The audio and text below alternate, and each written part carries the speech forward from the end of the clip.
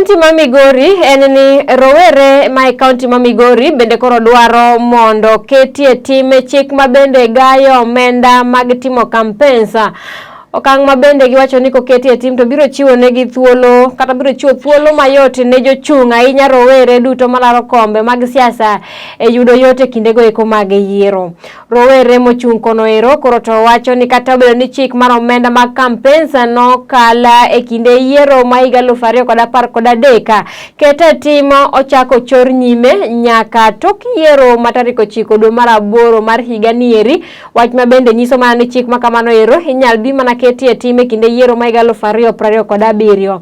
Giwacho ni chik ma kamano onego chak tiyo godo mondo mi rowere kod joma moko ma bende ok nyala yudo yot e timo campaigns magi e kor gwenge ma pacho ka.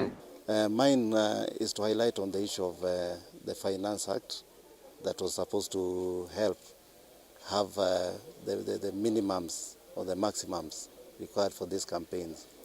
This has been a challenge, especially to the youthful aspirants, because we have so many youths in Kenya who have the right idea.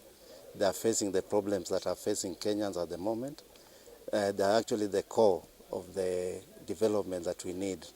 But unfortunately, they can't raise these funds because most members come with very heavy muscles that overshadow them from even having the ambition. Mine is to encourage the youth. One is that we need to work on policies.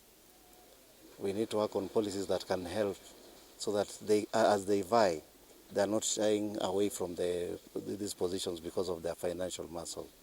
And as Migori County, I'm so happy that even as the just concluded nominations, we are having so many youthful aspirants who made it on the ODM ticket and other party tickets. Some are there on independent, showing the will that they really need to participate in leadership, and that is very encouraging. So I am happy that non-state actors have organized a forum through which we can engage as young people who are running.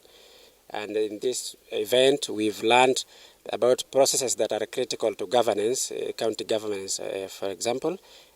We've been taken through the budget making process, the critical documents like the County Integrated Development Plan, and other important pieces of advice that will enable us upon election to discharge our mandate effectively.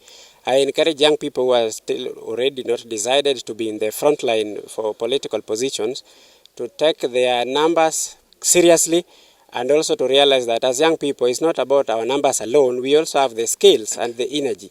A combination of the three advantages can make us have an effective role and in the governance of our county.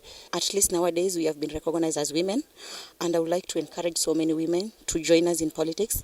At least we can share more about women empowerment and different issues in the House of the County Assembly, and also encourage the youth to at least participate in different ways, to follow up with our politicians where they are doing the right thing, and at least question them about the maybe promises they have made to the community.